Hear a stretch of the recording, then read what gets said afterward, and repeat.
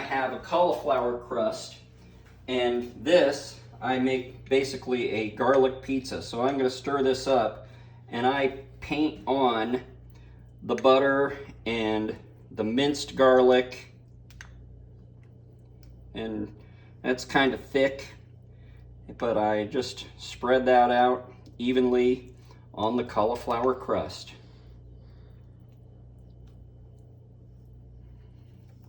Okay, now I buy store-bought sauce, but I doctor it up a little bit. So I just get a can of Great Value sauce. You can use whatever. And then I usually use a half a can of tomato paste. And I need a small spoon to get it out of there. And so I put the tomato paste in there because I don't think the store brand pizza sauce is thick enough. So I put a little of that in there to thicken it up. I also don't think it's sweet enough. So I put about a tablespoon of sugar in my hand and knock that in. And finally, I put maybe a teaspoon of crushed red pepper flakes, and I put that in. Optional and also. Yes, this is, you gotta not mind having a hot bite every once in a while, because you really can't control where all those little pepper seeds are in the sauce. And if you get a bunch of them clumped up in one concentrated bite, you're gonna have a hot bite of pizza. All right, so I get that all mixed so that the paste and the seeds are all evenly mixed in there. And then I need a spoon to put it on there. And I just blop it on.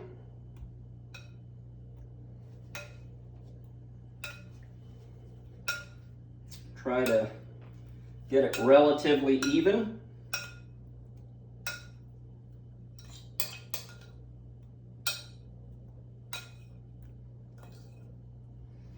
Maybe a little more for these ones.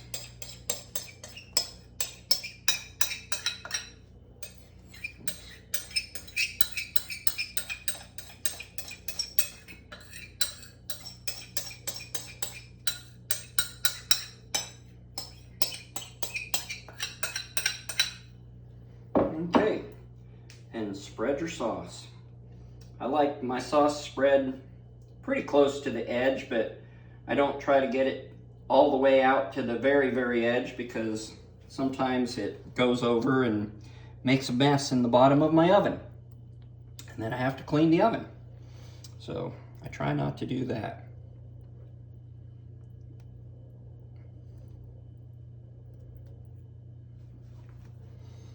And if I do make a mess and it goes on the bottom of the oven, when the part of the video comes where I'm taking the pizza out of the oven, you'll probably hear my smoke alarm. I luckily have a very sensitive smoke alarm, so when I get to having food get on the burners or in the bottom of my oven, I know about it.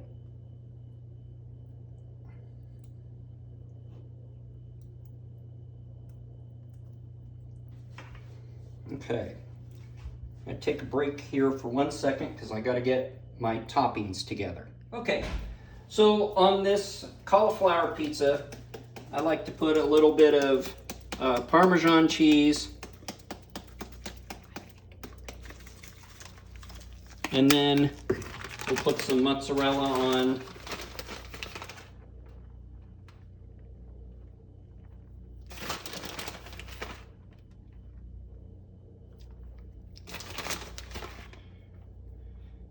And then,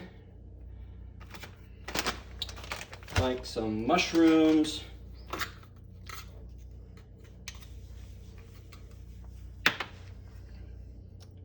And there will not be mushrooms on my pizza. Because, as you guys know, I don't like anything.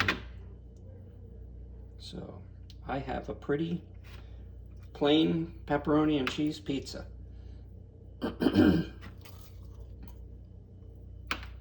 All right, and we'll put some banana rings on there.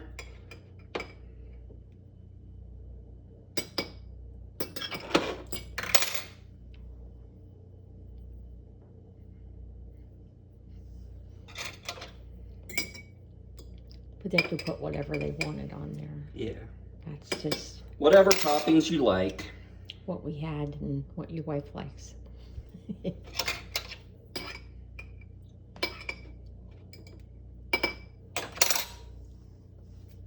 And some pepperonis. Oh, I'm gonna start the oven. I baked these at 435 for 13 minutes. So I'm gonna start that preheating, and then I'll finish this one and I'll start doing the others.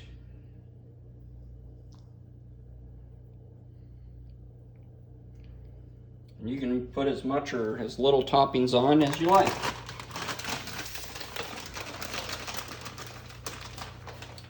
And I'm gonna get one of these pizzas ready because sometimes I don't know whether the oven will be preheated, but sometimes the oven's preheated before I get all of it all put together, and then I have to wait until I finish. So I usually get one of these ready because I can fit two. I usually do the cauliflower pizza and one of these in the oven at the same time. So I get these ready to go first. Normally I would cheese them all and then pepperoni them all, but I have a reason for doing it the way I do it.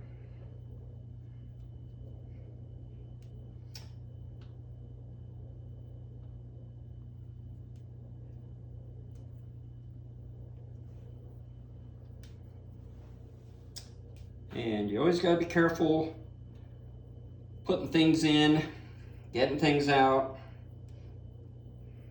I put them in without hot mitts on, but my golly, you better have good hot mitts when you're taking them out of a 435 degree oven.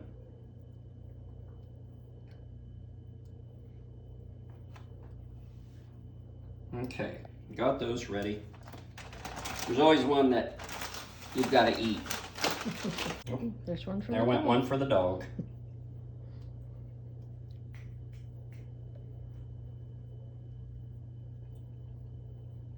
He didn't hear it.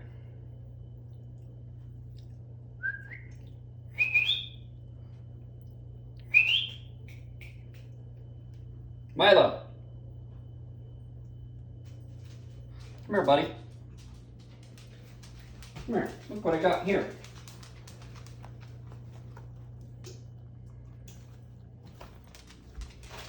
Now you're a celebrity, Milo.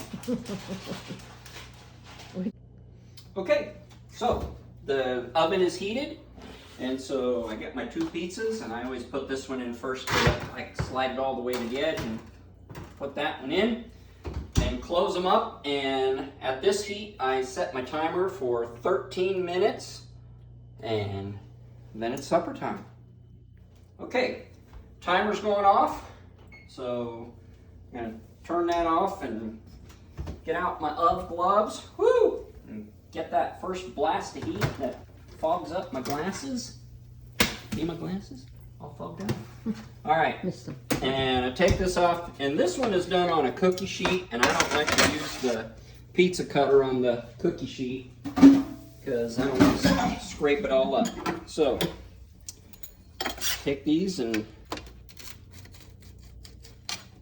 cut them into however many slices you'd like, how big a slice you like.